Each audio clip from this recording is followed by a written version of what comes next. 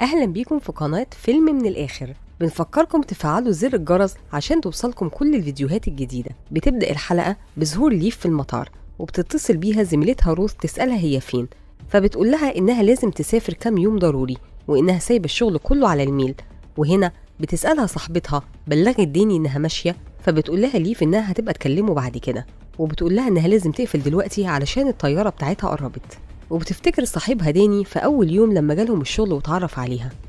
وبتقعد ليف فترة تستنى الطيارة، ولما بتتأخر بتروح تسأل الموظفة عليها، فبتقول لها إن الجو وحش جدا في المكان اللي هي رايحاه، وكل الطيارات اللي جاية من هناك وقفت، وعشان كده الرحلة بتاعت النهاردة اتأجلت. وبتقول لها تروح تبات في أي مكان وتيجي بكرة تاخد طيارة تانية. لكن ليف بتقول لها إن هي رايحة تقابل حد ضروري، والحد ده ما يعرفش إنها رايحاله وما تقدرش تكلمه، وبيكون قصدها على مامتها اللي سابتها وهي صغيرة. لكن الموظفة بتقول لها إن ما عندهاش أي حل تاني، وبترجع ليف تقعد تفكر هتعمل إيه. وفجأة بتسمع اتنين بيتكلموا عن رحلتهم الخاصة اللي رايحينها، وإنها بعد المدينة اللي هي رايحاها. هنا بتقوم ليف تجري وراهم وبتطلب منهم ياخدوها معاهم، لكن سام بيقول لها إن دي طيارة بتاعت الشغل ومش من حقه ياخد أي حد معاه فيها. فبتعرض ليف عليهم كل واحد $1000 علشان بس يرضوا ياخدوها، لكن برضه سام بيرفض. في اللحظة دي بيقرب موظف الأمن يشوفهم بيتكلموا في إيه، وبنشوف الخوف باين على سام، فبيوافق بسرعة علشان يمشوا. وفي الطيارة بيحس سام إن ليف خايفة، فبتقوله إن هي بالفعل بتخاف من الطيران، وخصوصا إن بيتهيأ لها إن الطيارة ممكن تقع في أي لحظة. وبتشوف رسالة من داني على الموبايل بيقول لها لو مش عايزة تكلمه على الأقل ترد على روث. هنا بيطلب منها جورج الطيار إنها تقفل الموبايل عشان الإشارات بتاعته بتشوش على الأجهزة. وبتسأل سام هو مسافر القطب الشمالي ليه، فبيقولها إنه مصور وبيشتغل في مجلة ناشونال جيوغرافيك ورايح يصور غزلان. فبتقوله ليف إن هي محامية لكن شغلانتها مملة جدا.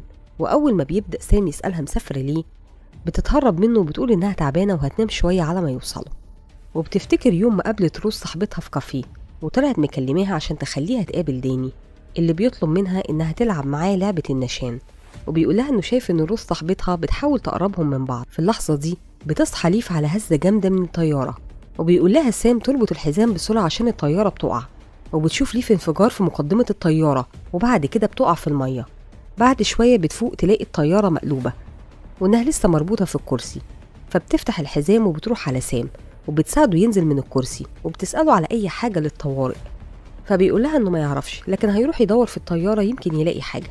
هنا بترجع ليف لجورج عشان تساعده، لكن بتلاقي فيه حديدة في رجله مثبتاه في مكانه، وبتحاول ليف إنها تساعده، لكن فجأة بيفتح سام الباب وبيطلع، فبتدخل المية تملى المكان وبتتعدل الطيارة، وللأسف بتملى المية الطيارة وبيموت جورج، وما بتقدرش ليف إنها تساعده.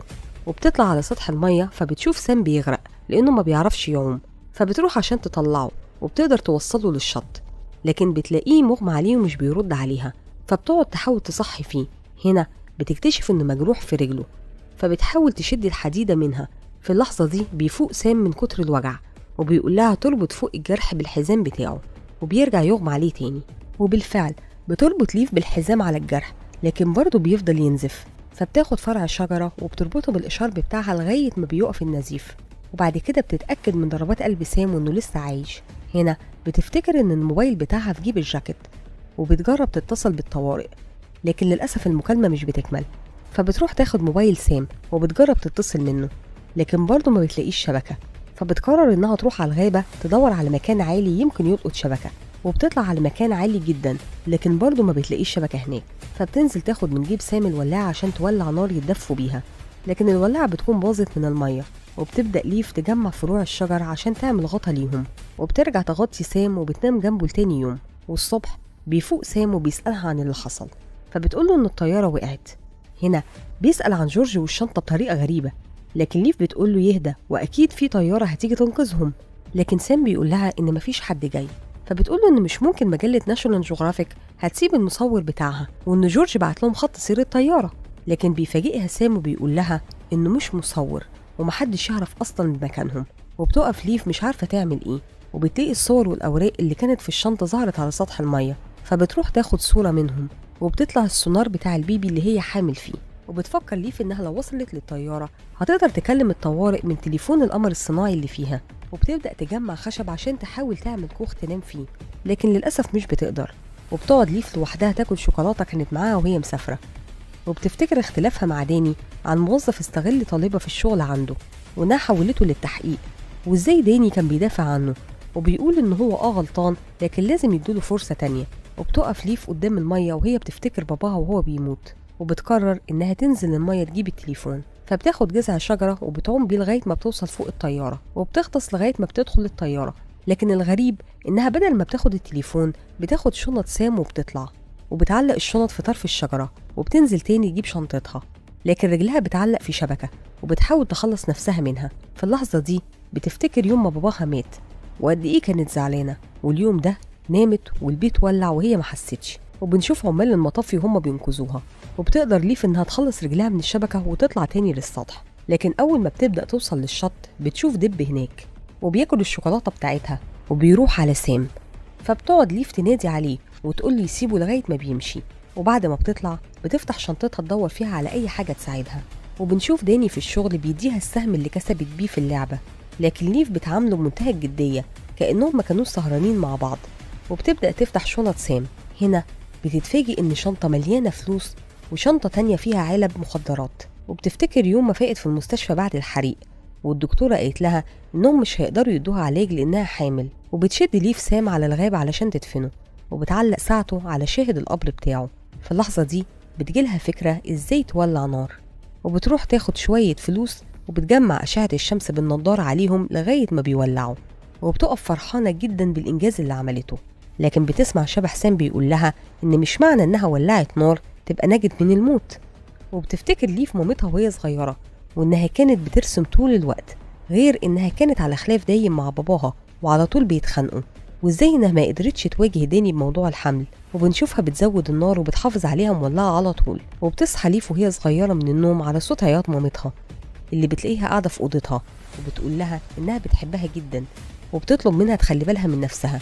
وبتمشي، وإن اليوم ده كان آخر يوم هي شافتها فيه. ووقت ما بتحس ليف بإنها جعانة بتفتكر داني وهو جايب لها أكل في الشغل وإزاي كان لطيف معاها جدا، لكن هي اللي مش عايزة تتعلق بحد، وده بسبب مامتها لأنها مش عايزة تحب حد ويسيبها تاني. وبنشوف الدكتورة وهي بتقول لها إنها لازم تشرب مية كتير علشان البيبي، وبتمليها نظام غذائي معين تمشي عليه. فبتاخد علبة الأقراص المخدرة وبتدلقها كلها على الأرض، وبتروح تغسل العلبة نفسها في المية. وبتشوف الجبل وشلالات المية اللي جاية منه، فبتعرف إن المية مش نقية وإن ممكن يكون فيها رواسب من الجبل. وبتقول إنها لازم تغلي المية الأول، فبتروح على الغابة علشان تدور على حاجة تغلي فيها المية. وبالفعل بتلاقي حاجات حديد وقعت من الطيارة، فبتاخدها وبتعمل بيها زي براد وبتدلق فيه المية. وهي بتستناها تغلي بتفتكر باباها أما جاب لها أخصائية نفسية تشوفها لما راحوا أمريكا وسابوا كولومبيا، وإنها قالت له إن بنته ما عندهاش أي حاجة لكن هي انطوائية جدا بسبب المشاكل اللي مروا بيها. وبتسأله عن أي حد من قرايبهم أو أهلهم، فبيقول لها إن كل قرايبهم في كولومبيا. ولما بتسأله عن أهل مامتها بيغير الكلام وبيقول إنهم يقدروا يعيشوا كويس من غير أي حد. وبعد ما المية بتغلي بتحاول ليف إنها تملى الإزازة لكن إيدها بتتحرق، فبتقعد تعمل مكان تاني تولع فيه نار وبتقطع الفلوس عشان تولعها. هنا بتسمع سام تاني بيقول لها إن الفلوس دي أكيد ليها صحاب، وإن حتى لو محدش عارف عنهم حاجة لكن صاحب الفلوس والمخدرات هيدور عليها ومش هيسكت غير لما يلاقي حاجته. لكن ليف بتكمل تقطيع في الفلوس لغاية ما بتولع النار وبتقدر إنها تغلي المية، وبتشيلها زي البراد وبتملى الإزازة. والأول مرة من يوم ما وقعت الطيارة تقدر تشرب مية نظيفة. في اللحظة دي بتفتكر وهي صغيرة يوم ما عملت لباباها كاكاو، وبتقول لباباها إن مامتها كانت بتعمله كده، لكن باباها بيغير الموضوع وبيقول لها إنه بيشوفها اليومين دول بترسم كتير. وبتكون ليف بترسم واحدة شبه مامتها وبتسأله ليه محدش بيزورهم، فبيقول لها إن هما جايين أمريكا علشان يعيشوا حياة جديدة وإنهم مش محتاجين أي حد في حياتهم. في اللحظة دي بتقرر إنها تسأله على اللي هي بتفكر فيه بجد، وبتقول له ليه مامتها مشيت وسابتهم. لكن باباها بيتعصب وبيقول لها إن السبب مش مهم، فبتروح مشخبطة على الرسمة.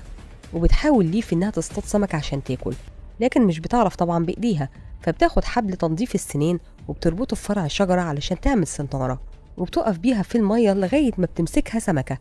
لكن للأسف السمكة بتقطع الحبل وبتهرب، وبتتعصب ليف وبتقول إن هي هتاكل من الغابة. وبنشوفها في المكتب بتستعرض مع المحامين قضية مهمة، وبتقول لهم إن لازم يخلصوها النهاردة لأن مفيش أي وقت تاني. في اللحظة دي بتيجي روث وبتقول لها إنها عايزة تكلمها في حاجة ضروري، لكن ليف بترفض تطلع وتسيب الاجتماع وبتقول لها تتكلم قدامهم. فبتقول لها إن الممرضة بتاعت باباها اتصلت بالسكرتيرة وقالت لها إن باباها تعب جدا ونقلته المستشفى، وبتقول إن حالته مستقرة لكن كان لازم تبلغها. وبتطلب روث من المحامين يسيبوا ليف شوية لوحدها، لكن بيتفاجئوا إن ليف بترفض وبتقول لها إن مفيش أي وقت، وبتطلب منها تبلغ الممرضة تتصل بيها إذا حصل حاجة جديدة، وبتقول لها إن هي هتروح لهم بعد الشغل. وبتحاول روث إنها تخليها تروح لباباها، لكن ليف بتتعصب وبتقول لها إن الممرضة كفاية جدا معاه وإنها هتروح تعمل إيه غير إنها تقعد جنبه، وبتطلب منها إنها تيجي تكمل شغل معاهم. وبعد فترة بتقول روث لليف إنها ادت استراحة للمحامين، فبتعتذر لها ليف عشان اتعصبت عليها، لكن روث بتكلمها على علاقتها بباباها وبتقول لها إنها لازم تقضي معاه آخر أيامه وإلا هتندم. وبعد الشغل بتروح ليف لباباها المستشفى وبتقعد قدامه، وفي الغابة بتلاقي أنواع مختلفة من التوت، فبتجمعهم في إزازة وبترجع بيهم على مكانها وبتقسمهم لمجموعات مختلفة، لكن بتقعد قدامهم وهي مش عارفة مين فيهم اللي ينفع للأكل. وبتاخد أول واحدة وبتاكلها لكن بيطلع طعمها وحش جدا، فبتاخد التانية اللي بيطلع طعمها جميل فبتروح واكلاه كله. لكن بالليل بتتعب وبتقعد ترجع كل اللي أكلته، وبتفتكر فترة الحمل الأولى ويوم ما جابت واحدة تشتري الحاجات اللي اتبقت من البيت، وبترجع تاني على الغابة علشان تدور على حاجة تاكلها. في اللحظة دي بتشوف الدب بياكل من شجرة، فبتقعد تاكل زيه وبتعرف إن هو ده النوع اللي ينفع للأكل. بينزل المطر فبتجري على مكانها تاني علشان تملأ زيز المية، وبتقعد تحت فروع الشجر لغاية ما المطر يخلص. بعد كده بتطلع تقفل أزايز المية وبيكون الليل قرب. في اللحظة دي بتجيلها فكرة وبتروح على الغابة وبتعلق على الشجر بلاستيك أحمر من اللي كان على الفلوس عشان تعرف طريقها وهي راجعة. وفي النهاية بتوصل لقمة الجبل وبتفتكر وهي بتجمع صناديق الأوراق بتاعت باباها، وبنشوف واحد بيقع منها وبيتفتح وبيطلع جواه كروت كانت مامتها بتبعتها لها طول السنين اللي فاتت، لكن للأسف باباها ما كانش بيقول لها. وبتلاقي إن آخر كارت كانت بتبلغها فيه إنها هتكون في أمريكا شهر سبتمبر، وبتشوف ليه في التاريخ وبيطلع باقي عليه يومين، وعشان كده قررت إنها تسافر وتقابلها وتعرف هي ليه سابتها وهي صغيرة. وبيجي الليل وبتقف ليف تبص على الأنوار اللي جاية من بعيد. هنا بيسألها سام إذا كانت الأنوار اللي بعيدة دي مدينة، والأول مرة ليف ترد عليه وتقول له إنها هتروح عشان تتأكد بنفسها. بتبدأ الحلقة بظهور ليف بتحلم إنها لابسة نفس البلطو الأحمر اللي مامتها كانت بتلبسه، وبتصحى تجهز حاجتها في الشنطة علشان تبدأ رحلتها. وبتفتكر وهي في الشغل أما جه وقت الغدا وداني مجاش زي ما طلبت منه، فبتقرر إنها تروح له بنفسها، لكن مش بتلاقيه في مكتبه. وأول ما بتمشي بينادي عليها وبيسألها كانت عايزة إيه، فبتقوله إنها عايزة تعزمه على العشاء. وطبعا داني ما بيصدقش من فرحته وبيقول لها إن هو هيجي لها بالليل وهيجيب لها معاه بوكيه ورد. وبتطلع فوق الجبل تشاور على مكان النور اللي شافته علشان تعرف تحدد اتجاهها، لكن في اللحظة دي سام بيظهر وبيقول لها إن المسافة بعيدة وممكن تتوه في الطريق. هنا بتقول له ليف إن هي هتجازف ومش هتفضل قاعدة كده، وبتمشي ليف في الغابة، لكن بعد فترة بتشوف أثر رجلين على الأرض، فبتفتكر إن في حد تاني موجود وبتنادي عليه، لكن للأسف بتطلع إن دي أثر رجليها هي وإنها بتلف في دايرة. فبتقعد تفكر هتعمل إيه. في اللحظة دي بتفتكر وهي صغيرة يوم ميعاد الكشافة ومامتها قالت لها إن هي هتوصلها بنفسها، وبتطلع تاني تقف على قمة الجبل وبتغمض عينيها. وبتفتكر بعد ما مامتها وصلتها وقبل ما تنزل بتقول لها تيجي تاخدها الساعة 7. هنا بتشوف المدرسة وهي بتشرح لهم إزاي يمشوا في طريق مستقيم في الغابة، وبتعلمهم الطريقة اللي يعملوا بيها بوصلة. فبتحط الإبرة في الفلين وبتنزلها في المية عشان تحدد بيها اتجاه الشمال. فبترجع ليف بسرعة على مكانها تاني، بتطلع إبرة وبتقدر تعمل بوصلة، لكن بتتفاجئ إنها ما اشتغلتش. هنا بتفتكر إنها كان لازم تمغنط الإبرة الأول، فبتروح تاخد الساعة بتاعة سام وبتمغنط الإبرة وبترجع تاني على الغابة. وفي الطريق بتفتكر إن اليوم ده مامتها ما جاتش تاخدها وإنها مشيت لوحدها علشان ترجع البيت والدنيا مطرت عليها، وبتقف ليف ترتاح شوية وتشرب.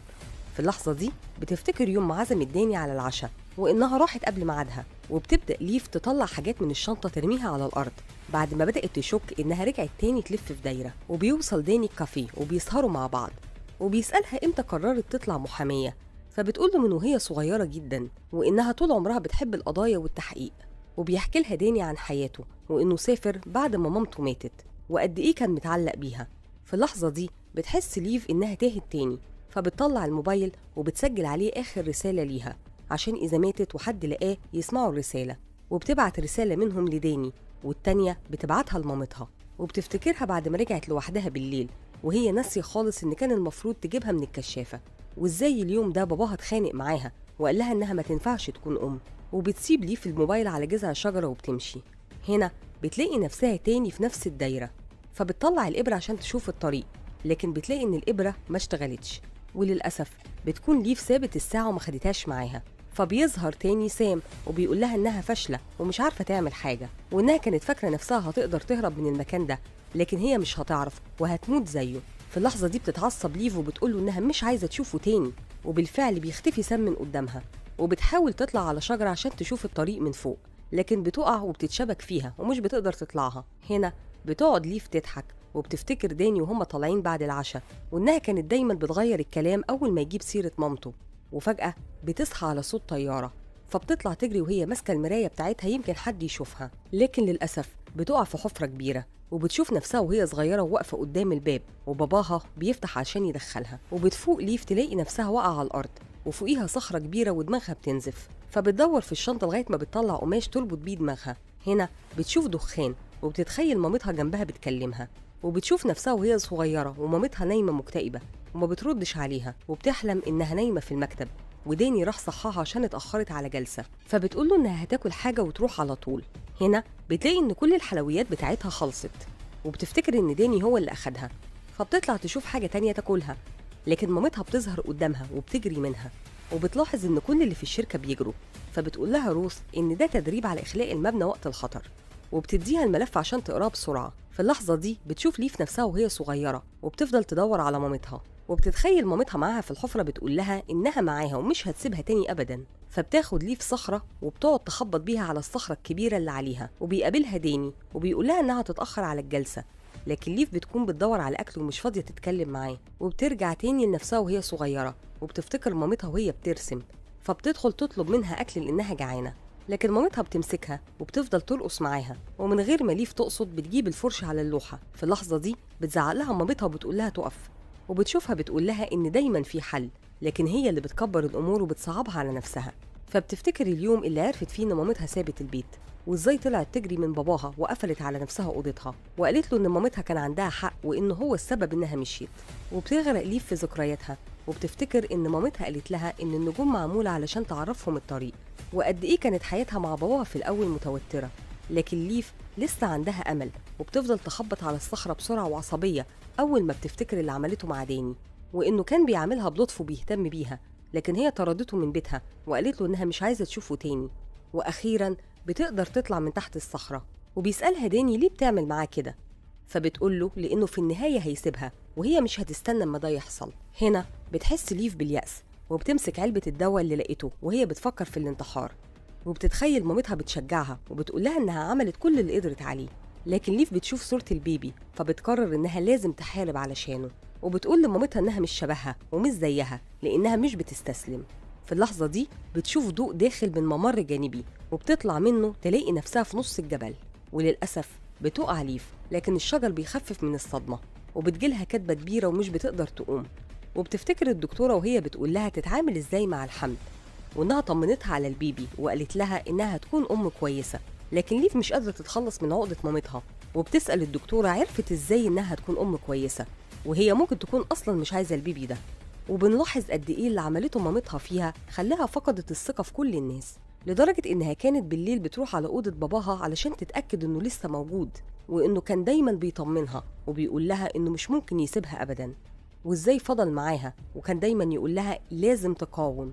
فبتاخد ليف فرع شجرة من على الأرض علشان تتسند عليه وتقوم، وبتقدر إنها تقف وبتشوف الشمس وبتقول إن الشمس جاية من الشرق، يبقى تقدر إنها تاخدها دليل ليها، لكن مش بتقدر تمشي، وأما بتحس بالوجع الجامد في رجلها بتقول إنها مستحيل هتقدر تتحرك. هنا بتفتكر باباها وهو بيقول لها إن مفيش حاجة مستحيلة، وإن كل حاجة في الدنيا بتتعمل خطوة خطوة مهما كانت صعبة. في اللحظة دي بتتشجع ليف وبتمشي خطوة خطوة، وبتفتكر إن باباها علمها كل حاجة في الدنيا بالخطوات، حتى ترتيب السرير والأكل والرسم كمان. وبتقف ليف في نص الطريق تتابع حركة الشمس علشان تقدر تكمل، وبنشوف باباها وهو تعبان وإنها فضلت معاه زي ما فضل معاها وهي صغيرة. تاني يوم بتصحى ليف تكمل طريقها. هنا بيظهر داني وبيشجعها على إنها تكمل وإنها هتوصل، وبيكلمها على البيبي وبيقول لها إنها كانت المفروض تبلغه، لكن ليف بتقوله إنها ما كانتش تعرف، فبيقول لها إنه متأكد إنها هتكون أحسن أم. فبتسأله إيه اللي مخليه متأكد، فبيقول لها إنه يعرفها من سنة ودايما كان بيشوفها بتفكر كويس في كل قرار. في اللحظة دي بتمطر عليها الدنيا، وبتسأل باباها بعد ما شافت الكروت ليه خباها عنها، فبيقول لها إن مامتها كانت عارفة عنوانها كويس، ومع ذلك ما فكرتش إنها تزورها ولا مرة ولا تسأل عليها. وبتنام ليف على الأرض عشان تشرب من مية المطر، وبنشوف باباها قبل ما يموت وهو تعبان جدا. هنا بتقول له ليف إنه يقدر يسيبها ويرتاح، لكن بتكون آخر كلمة بيقولها لها نفس الكلمة اللي قالها لها وهي صغيرة، إنه هيفضل معاها على طول ومش هيسيبها أبدا. فجأة بتسمع ليف صوت حركة وبتفتكرها عربيات، لكن أما بتقرب من الصوت بتلاقيه نهر، وبتقعد قدامه وهي مش عارفة تتصرف إزاي لأن النهر قاطع الطريق في نص الغابة. فبيظهر باباها عشان يساعدها زي ما كان طول عمره معاها، وبيكلمها عن مامتها وقد إيه كانت بتحب الطبيعة. وبتسأله ليف إذا كانت شبهها، فبيقول لها إنها شبهها في الشكل لكن في الشخصية مختلفة، فبتقوله إنها كانت تتمنى تشوفها. هنا بتقرر إنها تنزل النهر وتكمل آخر أمل ليها في النجاة، وبتاخد الكروت بتاعتها وبتمسك في جذع شجرة وبتنزل بيه المية، وبتفضل ماشية في المية لغاية ما بيفلت منها جذع الشجرة، فبتمشي مع التيار وبتضيع منها الكروت. في اللحظة دي بتمر حياتها قدام عينها، وبتتخيل اللحظة اللي بتولد فيها وبيكون داني معاها، وفي النهاية بتوصل للشط وبيطلعها حراس الغابة وبيعملوا لها الإسعافات الأولية لغاية ما بتفوق. أتمنى تدوسوا لايك وتشتركوا في القناة وتفعلوا زر الجرس عشان توصلكم كل الفيديوهات الجديدة.